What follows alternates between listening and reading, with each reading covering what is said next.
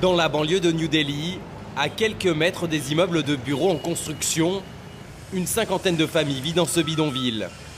Toutes viennent du Rajasthan dans l'ouest de l'Inde, une région où les fillettes sont souvent considérées comme un fardeau, une bouche de trop à nourrir.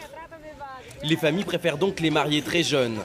Dès que la mère de Batra, 7 ans, aura réuni assez d'argent pour payer la cérémonie, elle choisira un garçon du village et profitera de l'occasion pour marier sa seconde fille, âgée de 9 ans. Dès que je peux payer la dot, je vais les marier. Ça me fera économiser de l'argent. Et surtout, dès qu'elles seront mariées, je n'aurai plus de responsabilités.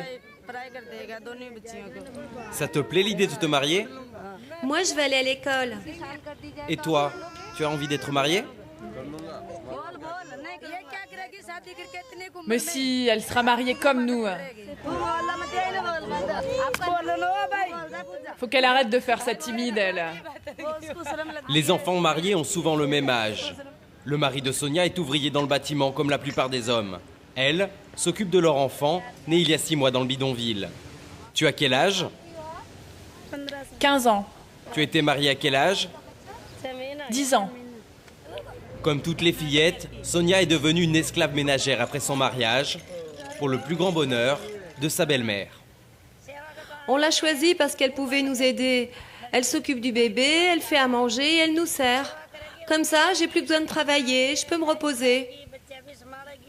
Les cérémonies de noces se déroulent dans les villages du Rajasthan. Dans cet état, un enfant sur 2 est marié avant l'âge légal. Comme on le voit sur ces images amateurs, les plus jeunes peuvent être mariés dès l'âge de 5 ou 6 ans. Officiellement, le nombre de mariages diminuerait, mais certains parents marient désormais leurs enfants en secret. Depuis 2006, une loi sanctionne de telles pratiques de 2 ans d'emprisonnement et 150 € d'amende, mais sans beaucoup de succès. La plupart du temps, ils ont juste à payer l'amende. Ils font appel à la Cour suprême et ils restent libres aussi longtemps qu'il n'y a pas de décision. Il n'y a aucune jurisprudence et jusqu'à maintenant, personne n'a été emprisonné. Encore aujourd'hui, ni la justice ni les ONG ne parviennent à faire reculer une pratique vieille de plusieurs siècles.